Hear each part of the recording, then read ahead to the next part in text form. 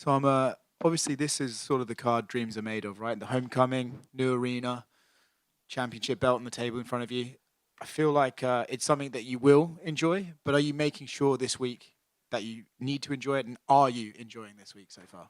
I'm enjoying myself so far, yeah. This is, as you just said, like, when I got into this sport, which is quite a long time ago now, this is what I dreamed of, is being, weeks like this week, nights like Saturday night. This is, I'm exactly where I'm supposed to be. By the way, who was sat here last? Paddy. Smells a bit strange up here. What's going on? Must be you guys. But yeah, this is, I'm looking forward to it. I'm looking forward to it very much. If, as some people are predicting, you defend the belt on Saturday, and then eventually they promote it to being the undisputed belt after John walks away, do you think this one should count as a title defense? I don't really know. I mean, I'm not really focused on that right now, to be honest. I'm just focused on, like, all that stuff is kind of, like, out of my control. Like, all this political stuff with John and Stipe and the interim stuff and the defense stuff, like, I'm not really too bothered about it. I just focused on beating Curtis Blaydes, and that's it.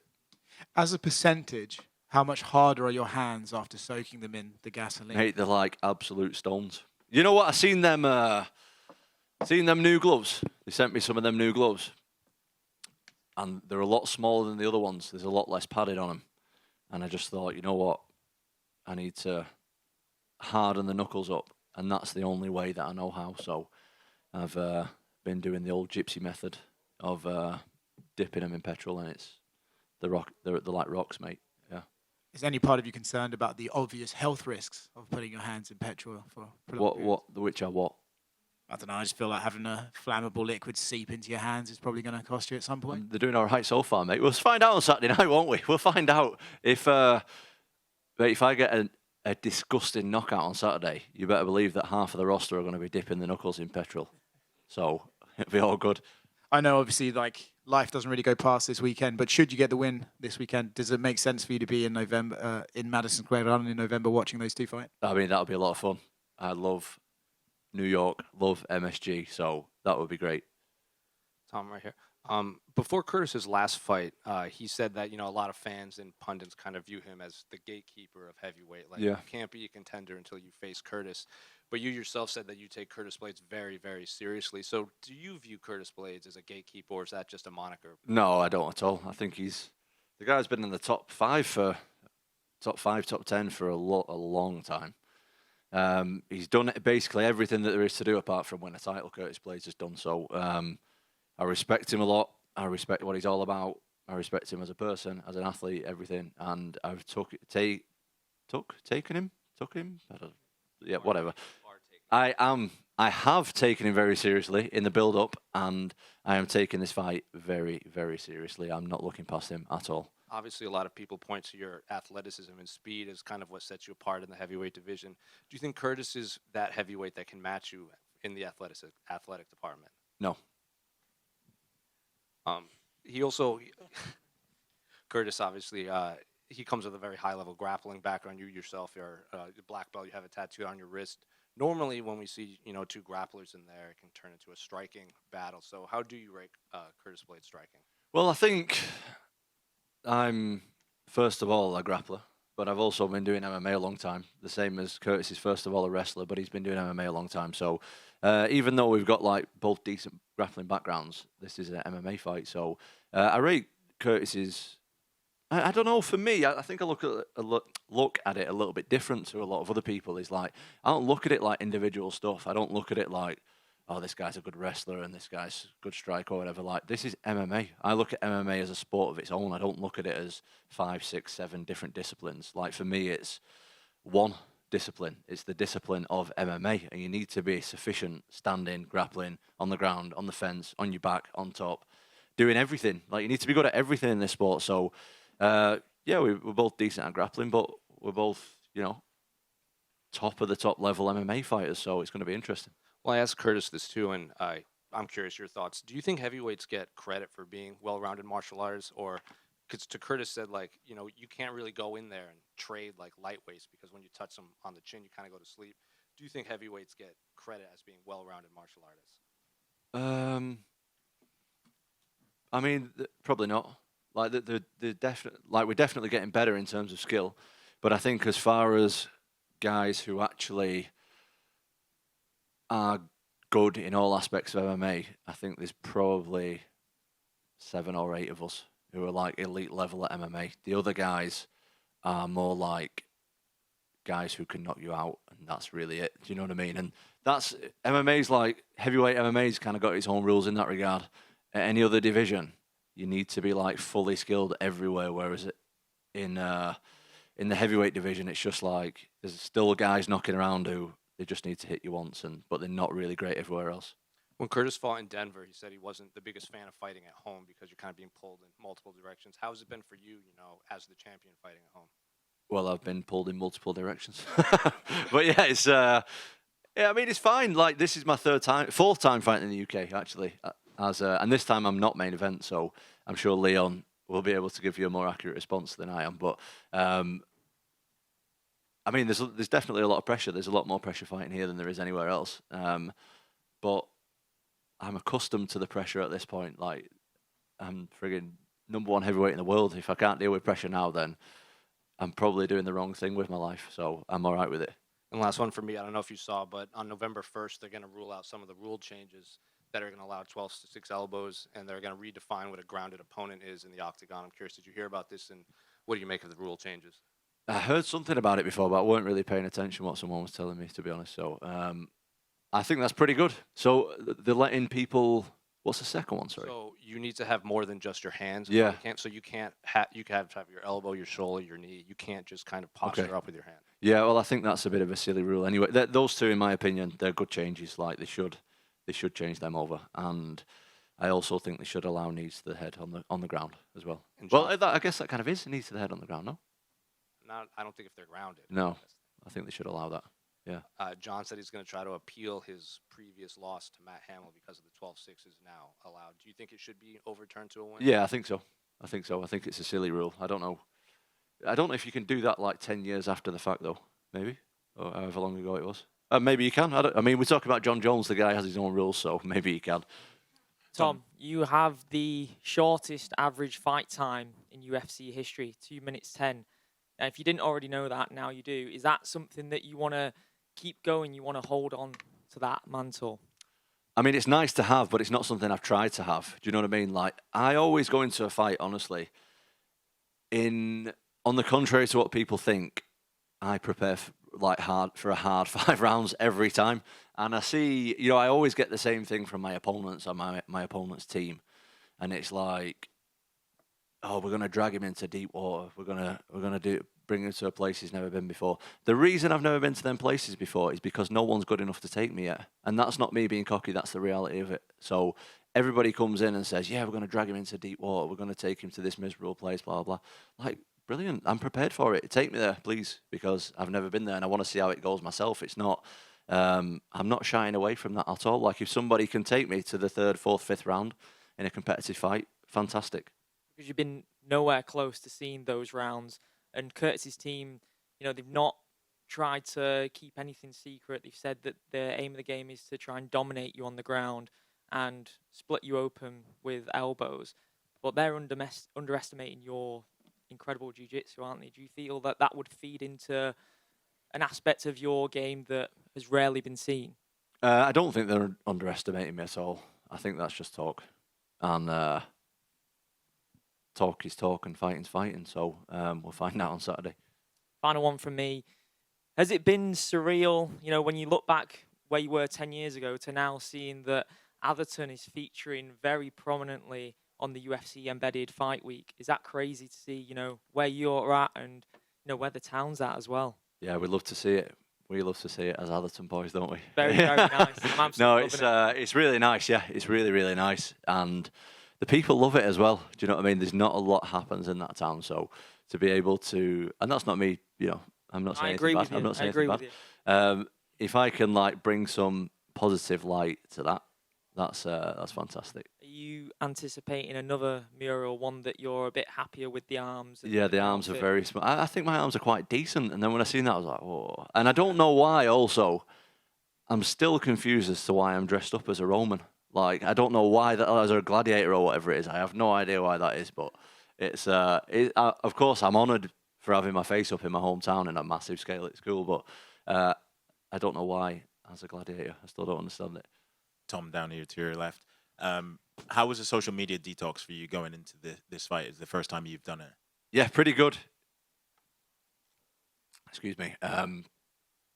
Yeah, a lot better than. I mean, I still use my phone and stuff all the time, but I'm just not scrolling all day every day. I would just, to anybody who's going through any kind of, if they're feeling overwhelmed in their life, if they feel like they've got too much on or whatever, or they're feeling a bit anxious about stuff, first thing you should do, cut out social media.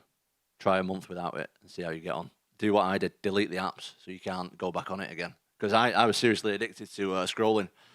And yeah, my life is a lot better without reading hundreds of people's opinions of me every day. Do you know what I mean? It's like every time I go on there, I get tagged in stuff and I read the comments. And that's a mistake. It's a mistake. It's a massive mistake, but it's an addiction like anything else. So the only way I was to tackle it really was to delete the app. And I've been back on here and there. Like, I had to get someone's number, so I had to re-download it and DM them and ask for the number. And before I know it, I'm scrolling again for another 10 minutes. So I got the number, deleted the app again. I had to do a social media post for a sponsor as well. I downloaded X again because I couldn't find my password, and I had to try passwords. And then, anyway, before I know it, I'm scrolling again. So I had to delete it again. And yeah, I'm just in a lot better place mentally without it. Like, I still post on there. I've got my social media guy, Charlie, who runs my YouTube and everything. Like, he's posting, everything's done through me, so it's all authentic. Do you know what I mean? It's not someone else physically posting, but it's coming from me. It's not like someone's full-time doing it.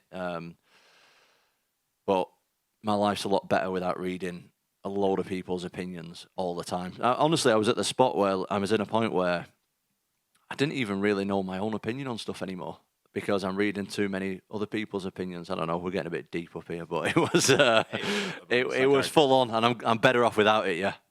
Yeah, that led into my next question. There, giving you a lot more clarity in this preparation for Curtis. Yeah,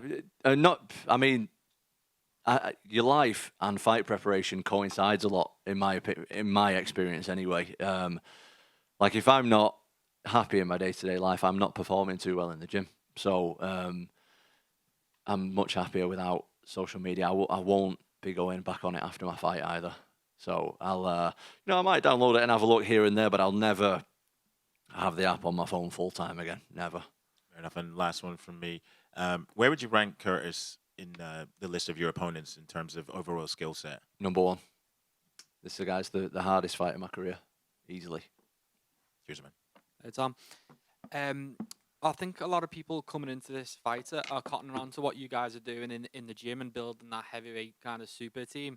Are you fielding like more fighter requests to come down and get involved, and are you expecting more, with a win this Saturday? I mean, it's really nothing to do with me. It's to do with my dad. But that's just something that's kind of happened like organically. We never set out and were like, right, we're gonna get 20 heavyweights on the mat every day. I just kind of like needed big guys to train with. The big guys were kind of local, so we started training together. And then more guys started coming down, and we had guys that, we brought more guys in for sparring, and they liked it. And then before we know it, we have like 20 international guys, heavyweights on the mat every day. It's absolutely insane. And I've obviously brought guys over as well to help me train for this fight specifically. But my training situation absolutely couldn't be better, and I've leveled up massively since my last fight. And looking back to the last fight with Curtis, after the fight you shared a beer, talking about some of your memories from that moment, did it feel like unfinished business even when you're sharing a pint with him? Yeah, absolutely. Curtis is a good guy, man. Curtis is a nice guy from my knowledge of him. And I'm sure he thinks similar to me. I don't know, I can't speak for him, but I'm definitely going to try and knock his head off his shoulders this Saturday. And I'm sure he'll say the same for me. Do you know what I mean? That's the sport. But Curtis, as a human being, from my experience at least, is a good guy. Just finally from me, the pound for pound debate rages on. Dana White, whenever he gets a chance, he'll tell you John Jones is the man. Other people say he's not active enough, and you're in a position to comment on that. What do you think? what is this pound for pound bullshit? It's a load of rubbish. It's like saying it just doesn't even make sense. Like, don't get me started on that shit. It's just like, how can you have a pound for pound? What does that mean if everyone's the same size? So how can you compare Demetrius Johnson's style to Brock Lesnar's style and say if they're the same? Like, they've got completely different attributes. It's like, I've got a bulldog, right? It's like saying, right, if my bulldog had a really long neck, it would win a giraffe or the bulldog. Like, it's absolute bullshit. How can you even compare it? It's a lot of rubbish. Tom here. How much of this fight is mental due to the way the first fight with Curtis ended? Every fight's mental. Every fight's like a solid 50% mental, in my opinion. For me, that fight's in the past. I'm not focused on that too much. That wasn't really a fight. Curtis is a good guy. He brings good skills. He's great everywhere. And we're two different guys now than we were 2 years ago. You know, MMA moves really quick. So, yeah, this is a new fight for me, really. And you were Muhammad Makayev's first ever Brazilian Jiu-Jitsu coach. What was it like? What has it been like seeing his rise up this flyweight division? Yeah, I don't know. Did he tell you that? He said it in an interview a couple. Oh, right, maybe. I don't know. Because I used to teach a kids class, and he would come to the kids class. So that's how it worked. Yeah, I've known Muhammad since he was like 11, 12 years old. Since he first came to this country, really. I mean, I'm not involved in his career anymore. I don't know what he's doing at the moment, but I speak to him all the time. We're friends. But since before he was even fighting, really, he's like special. He's a special guy. And I believe he's definitely going to be a champion in the flyweight division for sure. What do you think of his fight with Manel Cap? In all honesty, and this is nothing against Manel Cap, I don't really watch flyweight MMA, so I don't really know much about him, to be honest. So I don't know how the fights. I don't have an accurate assessment. I watch Muhammad because Muhammad's my friend, and I'm interested in him, obviously. As far as the flyweight divisions, usually, in all honesty, I'm fast forwarding the flyweights. Tom, just down to you, right? In terms of it being a Manchester card, and I know you're not the main event, but do you feel more pressure because this is everything that you asked for in terms of coming to Manchester? Are you saying that the UFC are in Manchester because of me? Is that what you're saying? I feel like you're. That's what it sounds like. It, I'll embrace that if you are. No, I'm just joking. I feel pressure at every fight. I really, really don't want to get knocked out in front of millions of people. So, regardless if it's in Manchester or wherever else it is, I'm feeling the pressure. Do you know what I mean? But I mean, I'm definitely feeling the pressure, but I'm not feeling it any more than normal right now. But at 5 a.m. on Sunday morning, when the walls are vibrating, when I'm in the changing rooms and I can hear the crowd, maybe I'll feel different. But right now, it feels quite normal. And what would your advice be to the other fighters who are here in Manchester? What would you have them doing while they're here? To be honest, like, I've travelled quite a bit with fighting now, and you can't really enjoy the places where you go when you're fighting. Do you know what I mean? Like, you're stressed out, so you can't really enjoy it. But I was saying the other day to somebody, like, if you're coming to Manchester to like have a good time and watch a fight, I personally think it might be the best city in the world for that. Like, to show up, to go to some bars, to explore in the daytime and watch a good scrap on a weekend and then leave the day after. Probably the best city in the world, mate, in my opinion.